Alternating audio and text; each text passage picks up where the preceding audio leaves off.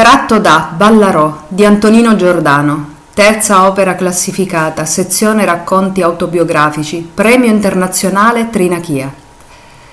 Piazza Ballarò non l'ho mai vista così, deserta. Ma oggi è domenica e anche lei fa festa. Dorme forse. E con lei tutti i bottegai, tutti i turisti e quella folla multicolore, multietnica confusa, ma vigile, che anima questo mercato. Ma non era così quel 7 gennaio del 1943. Nonno, mi porti con te? Forza Ninì, vestiti, andiamo, ma non farmi spendere troppi soldi, se no nonna Agnese mi rimprovera. Eh sì, nonna Agnese era un po' severa con lui, ma forse non aveva tutti i torti. Il nonno, infatti, visto che era un uomo libero, era dovuto andare in pensione molto presto. Come mi aveva confidato mia madre, era socialista e non aveva voluto iscriversi al partito fascista. Iscrizione obbligatoria, visto che era un tutore dell'ordine. Allora lo avevano costretto ad andarsene dalla polizia, benché fosse un uomo molto valoroso e avesse avuto tante medaglie, che mi aveva mostrato in segreto e che mi avrebbe regalato quando sarei stato grande. Spesso venivano a trovarlo dei signori anziani, molto seri. Insieme si sedevano intorno a un tavolo e parlavano molto piano. Avevo dedotto che dovevano essere tutti andati a scuola insieme da bambini, perché fra loro si chiamavano compagno.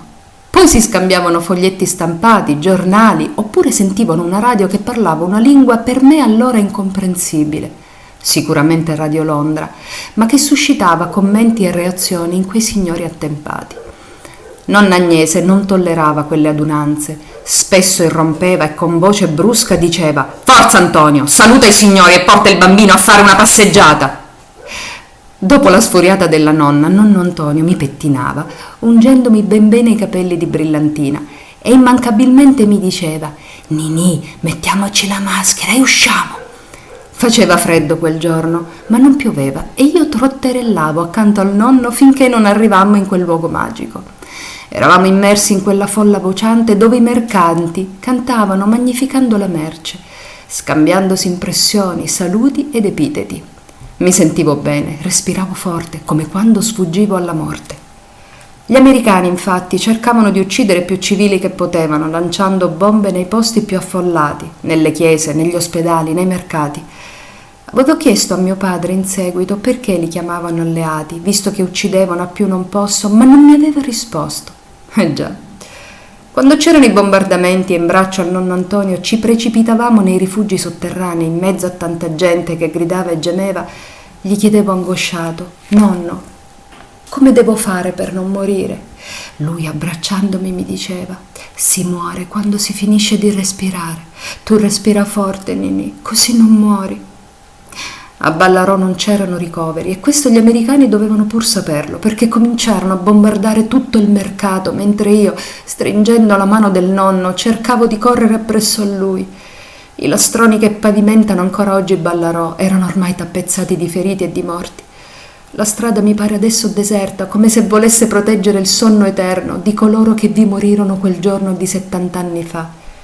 E mi sembra che i lastroni della pavimentazione siano tante lapidi che proteggono i corpi che io calpestai da bambino, in cerca di salvezza. Mi alzo a fatica, mi asciugo gli occhi e tiro la catena dell'orologio che ho in tasca. Le 11:10. Fra 15 minuti dovrebbe partire dalla stazione l'autobus numero 102 che mi lascia quasi sotto casa. La conservo ancora la cipolla del nonno e di nascosto le do la corda e ci gioco.